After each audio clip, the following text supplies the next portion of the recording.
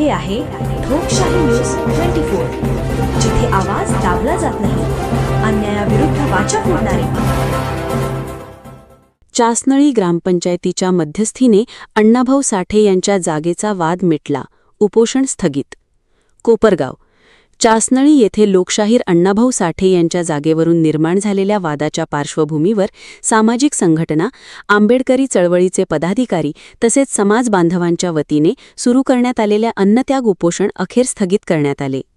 लोकशाहीर अण्णाभाऊ साठे यांच्या जागेवरील अतिक्रमण हटवून जागा अतिक्रमण मुक्त करावी या प्रमुख मागणीसाठी उपोषण सुरू करण्यात आले होते. मागणी पूर्ण होईपर्यंत अन्नत्याग उपोषण सुरू ठेवण्याची भूमिका उपोषणकर्त्यांनी घेतली होती. दरम्यान ग्रामपंचायत चासनळीचे सरपंच, उपसरपंच, ग्रामसेवक, ग्रामपंचायत सदस्य तसेच गावातील वरिष्ठ मान्यवर, नागरिक व ग्रामस्थ यांनी या प्रकरणात मध्यस्थी केली. संबंधितांमध्ये चर्चा करून उपोषणकर्त्यांच्या मागण्यांबाबत सकारात्मक तोडगा काढण्यात आला. त्यानंतर उपोषणकर्त्यांना योग्य तो न्याय मिळाल्याने अन्नत्याग उपोषण स्थगित करण्यात आले. ग्रामस्थांच्या मध्यस्थीने आणि ग्रामपंचायतीच्या सहकार्याने हा वाद सामंजस्याने मार्गी लागल्याने सामाजिक कार्यकर्ते व समाज बांधवांनी समाधान व्यक्त केले.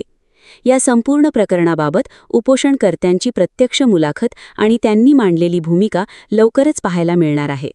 ठोकशाही न्यूज 24, कोपरगाव तालुका विशेष प्रतिनिधी संतोष मोरे. आज चासनळी ग्रामपंचायत समोर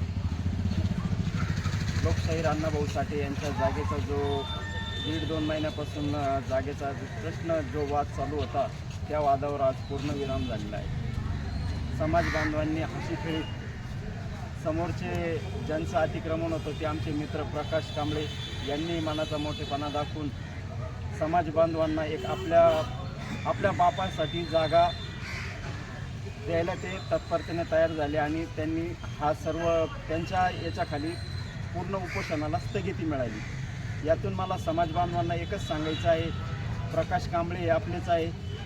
हा तात्विक वाद होता. हा समाजामध्ये कायमस्वरूपी वाद राहता कामा नये. समाजाने त्यांना आपल्या आश्रयाखाली घ्यायचं आहे आणि त्यांच्या काही अडीअडचणी आल्या तर समाजाने त्यांच्यासाठी उभं राहायचं आहे. उद्या आम्ही मातंग समाजासाठी मंगेश भाऊ असेल, मी असेल, आमच्या संघटनेने जे तात्पर्य दाखवलं तेच तात्पर्य जर उद्या त्यांच्यावर जर काही झालं अन्याय अत्याचार तर आम्ही त्या ठिकाणी पण उभे राहू.